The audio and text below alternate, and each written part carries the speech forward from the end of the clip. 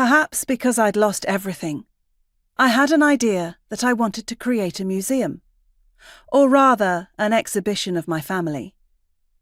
I suppose I thought it would save us. I was at the point where I would try anything. My parents were members of the Divine Light Mission, which is now known as a cult. They grew up in the northern factory town of Crewe, where everyone sawed metal for Rolls-Royce or hammered bits of trains for Crewe Works. That or went blind hemming suits for Chester Barry. Girls like my mum, who didn't finish school, were routinely shunted towards this large clothes manufacturer. Mum told us that her bad dreams started after a teacher suggested Chester Barry. Coffins, open mouths, an endless pit that she was always about to fall into. I'd rather die than go and work in Chester Barry, she told us, always inclined to the gothic and dramatic. Guru Maharaji offered kids of factory towns like Crewe a way out of the industrial grind and a fast track to enlightenment, or what he called knowledge. His Sony cassette tapes blasted out of our kitchen all day.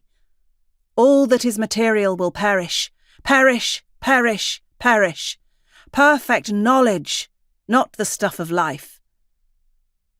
Materialism was evil, and wages went to the mission. Careers or personal ambitions were meaningless. Stuff, things, objects and matter were all part of the degeneration of civilization, Kali Yuga, and needed to be eradicated. The devoted were to meditate for a minimum of 2 hours a day, preferably more. If possible, the devoted were always to be in a state of meditation. Sacrifices had to be made. Family time was not important. Children were to be put aside. Meditation was always the priority.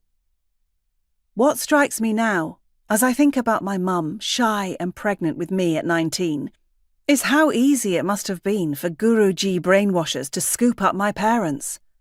How ripe they were for something, anything, that would get them away from the industrial rust and spit of Chester Barry and Crewe Works. 4 people. Mum, Dad, brother, me. When I was a kid, I believed I could rescue us all. Perhaps I still do.